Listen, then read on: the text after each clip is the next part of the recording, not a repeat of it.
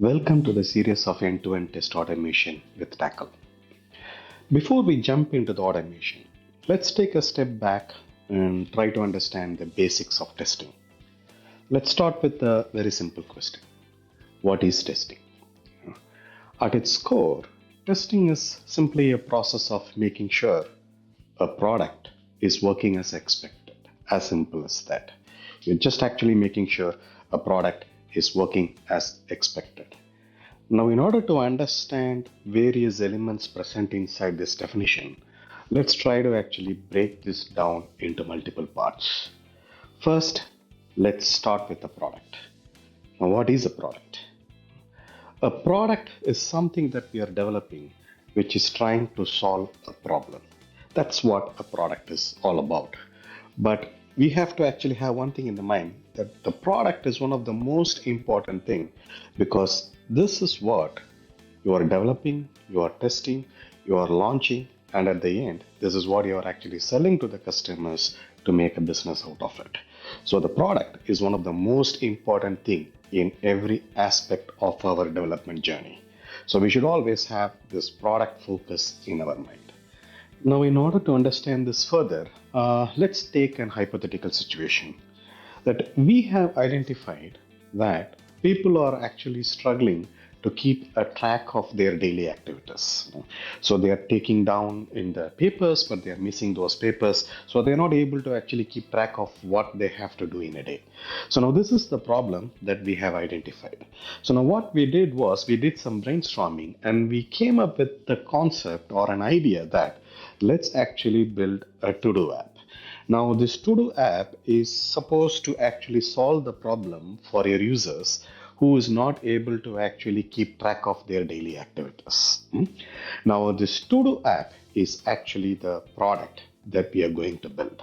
Now, once we have come up with this idea, what normally happens is that, okay, you form the development team, and now the development team is actually going to start developing this to-do app. Now, the first question that comes to the developer's mind is that, okay, what should this to-do app actually do? So what is the purpose of this app? What are the functionalities that this app is supposed to have? Now, this is where requirements comes into picture. Now, what requirement is actually stating is that what are the functionalities that this app is supposed to have. So now this requirement is the base for developers, and at one point we'll come back to this particular topic later. It is also one of the most important thing for the testers. So now for our example, let's continue with that. The developers actually got the requirements and they started actually building basically the to-do app. Now for our to-do app, a requirement would be something like the users are able to create to-do notes. They're able to mark it completed, they're able to edit it, they're able to delete it. So that would be the basic requirement of this to-do app, what we are going to build. So now let's assume that the developer team has actually built this app. They have completed the development activities. Now they have to test it. So now let's say that they have recruited you as a tester in order to actually test this particular app, the to-do app, what they have built. Before we start discussing about the roles and responsibilities of you as a tester, let's try to understand the development of this to-do app a bit more in detail. Now, when you want to create such kind of an app, there are usually multiple modules involved. There would be a front end, which is basically the customer facing application which the users open in their web browser. There would also be a backend which would be serving data to this front end. And there would also be a database where the information, the to-do informations are basically stored and written. So now if you take this app, there are already three different modules, a front end, a backend, and then a database. So now comes a question that, okay, what are we supposed to test here in these three different modules? So now usually these developers who are developing this front end or the back end, now they write a lot of methods basically.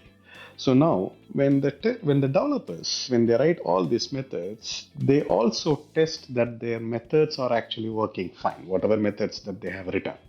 Now the process of the developers testing the code, what they have written is working correctly or not, is basically called as the unit testing. So this is one of the testing type that happens very early in the phase of the development activities as a process of the development activity, and this is usually done by the developer, and this is actually called as the unit testing the code what the developer has basically written, or the methods what the developer has basically written. This is basically the unit testing. So now let's say that the front end person has actually developed and unit tested his front end code. The back end person has also developed, and there are also a lot of methods. So the back end person has also tested the unit testing of the back end. But now this front end and the back end actually have to interact with each other and talk to each other. So this means that they are going to actually have some kind of communication happening between these two components. So now there would be a phase where you wanted to actually test whether two different modules or components are actually talking to each other correctly or not.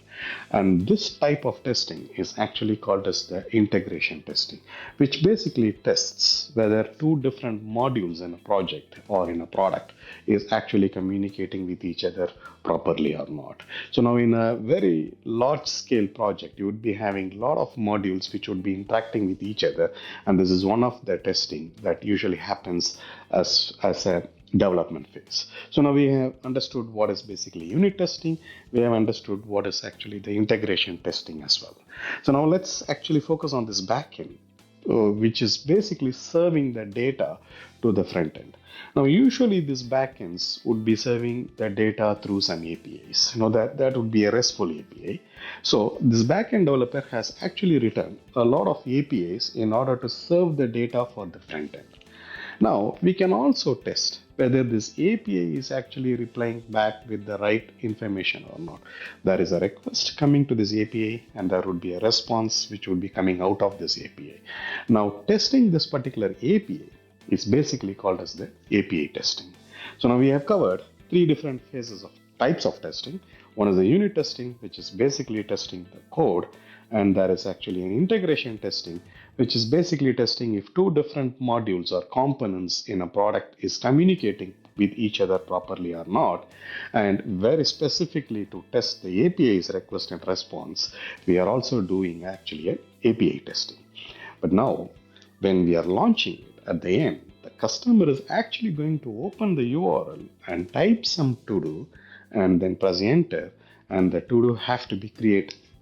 Now, someone have to actually make sure that whether the flow end to end is basically working or not. So right from the starting of a functionality and the end of the functionality, whether everything together is basically working or not. And this type of testing is basically called as the end-to-end testing. Now, for this tutorial, our focus would be more on the end-to-end testing topic. We would be digging more detail on the end-to-end testing methodologies, how we can actually perform the end-to-end testing in the most simplest manner. Now, we understood unit testing, integration testing, API testing, and end-to-end testing. But let's take it a little bit further. Now, assume that you have launched this app and suddenly the app was actually a super duper hit and you had thousands of users hitting or using your application parallel. Now what happened was, because there were so much actually users who was using your apps started basically crashing. So now how would we actually avoid this? So now usually what happens is, from the business team or from the product team, you would also get some kind of requirement saying that, hey, this app should be able to reply back in less than a second. If I am opening the app should be visible in less than a second. If I am adding a node, the API should reply back in less than a second. Or if 1,000 users are using this application parallelly, it should be able to survive and serve all those 1,000 users parallelly. Now, this kind of requirements are not actually directly related to the functionality of the app itself, but some kind of behaviors or attributes of this app. Now, this kind of requirements are actually called as non-functional requirements, or in a short form, they call it as NFR.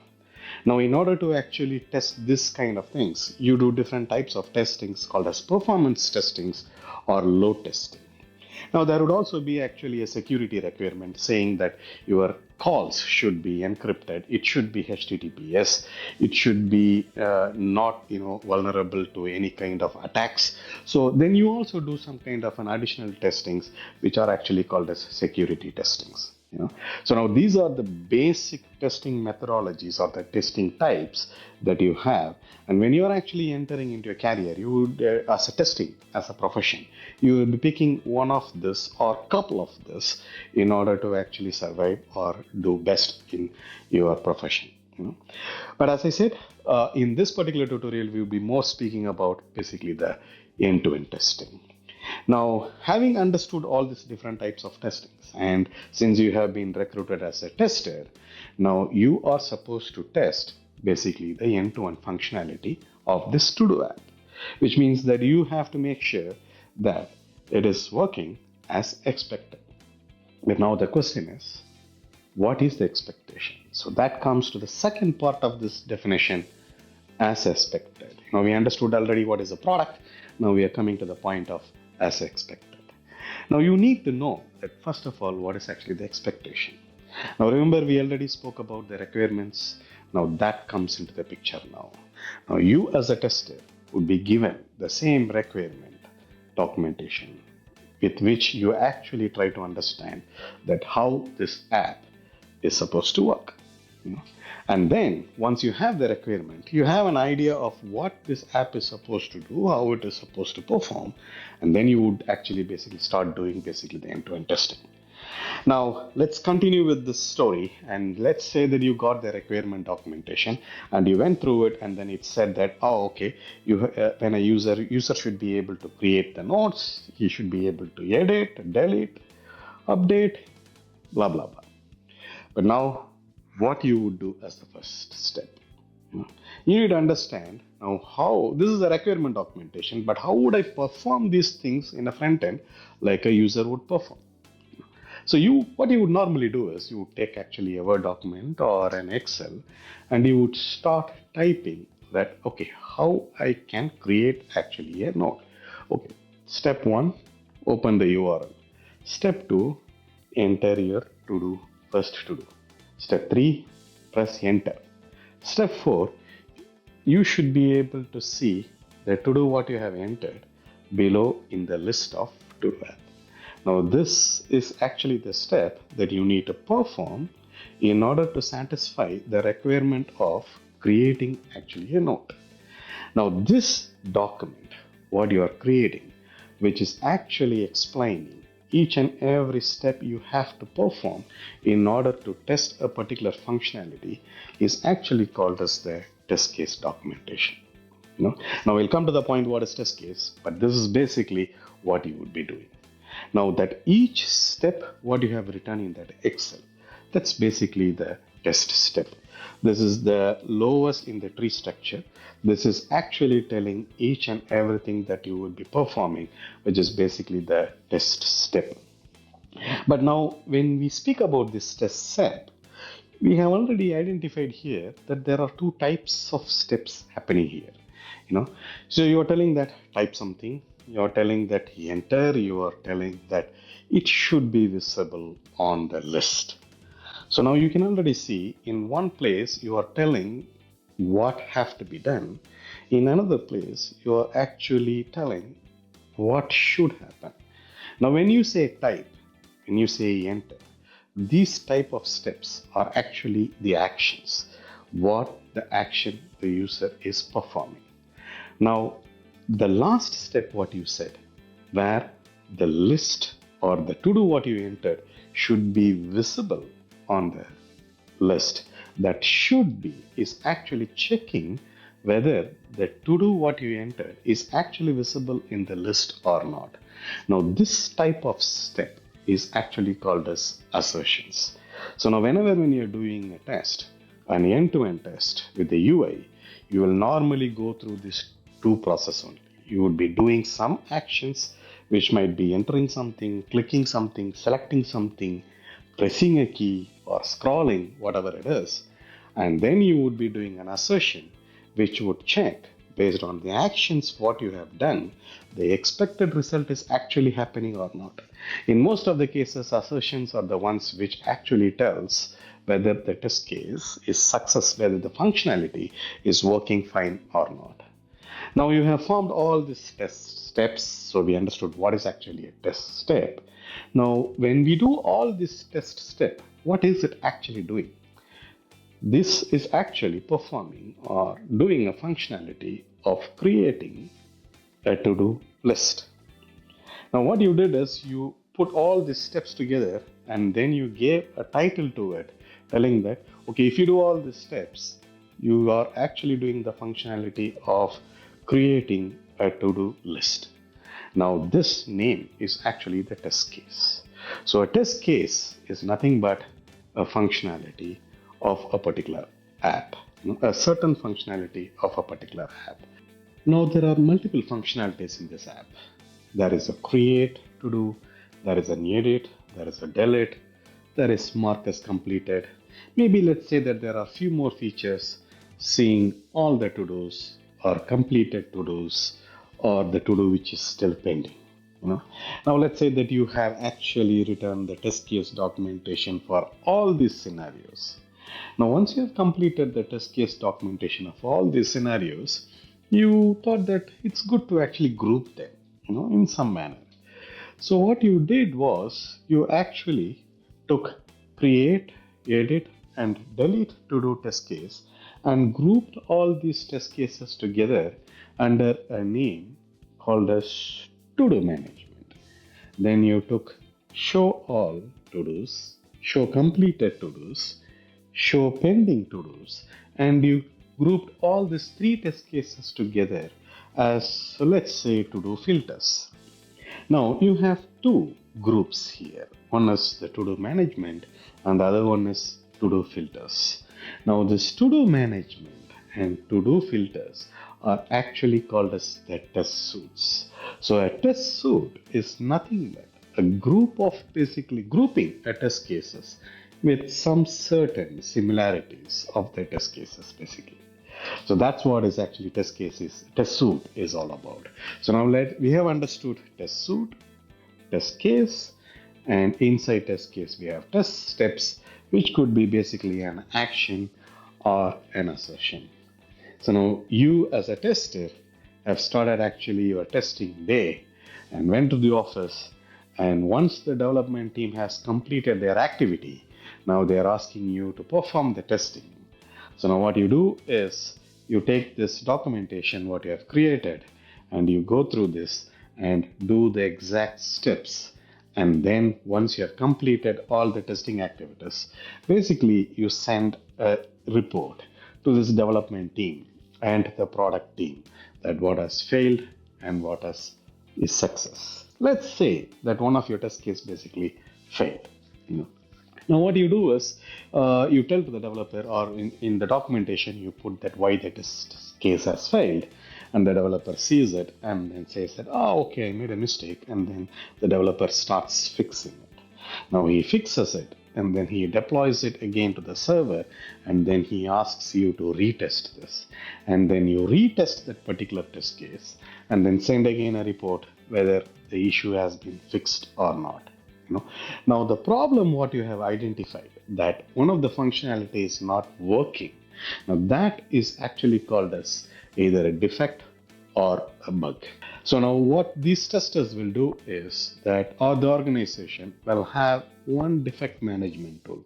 So now as soon as you have identified a defect, you normally put this information into this defect management tool and the developer fixes it and then asks you to test it again, and you test it and then you give actually a report again. Now let's say that you're doing this again and again. Every day you are coming, the developer is fixing something, and the developer is asking you to test the two test suites, which is basically the test management and test filters, and you are every day performing this. And one day you got bored. Okay, I'm doing this again and again and again. You know what? Let me automate it. And at this point, you are actually becoming a test automation engineer. That's where you are switching from a manual tester to a test automation engineer. Now, when you have decided that, okay, let me automate this, now you would start actually checking that how can I automate this?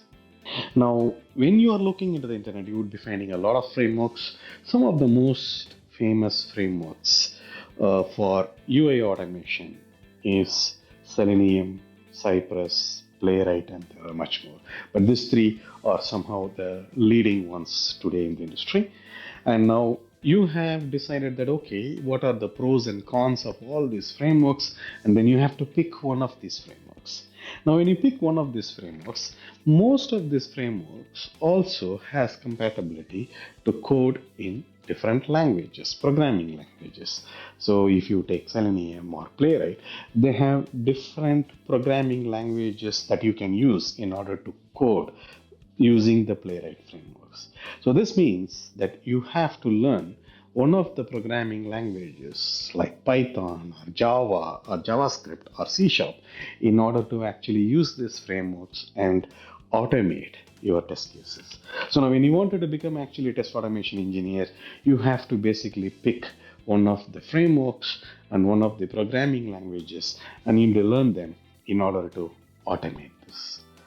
Now, the challenge here is that in order to transform yourself from a manual tester to a test automation engineer, you have to go through all these hassles. But is it really necessary that I have to go through all these things in order to become a test automation engineer? Questionable. Whether you are a manual tester or a test automation engineer, see you in the next episode to find out how we could do this in the most simple and easy manner. You are in the hands of the Tacl team, and our goal is to make you tackle it.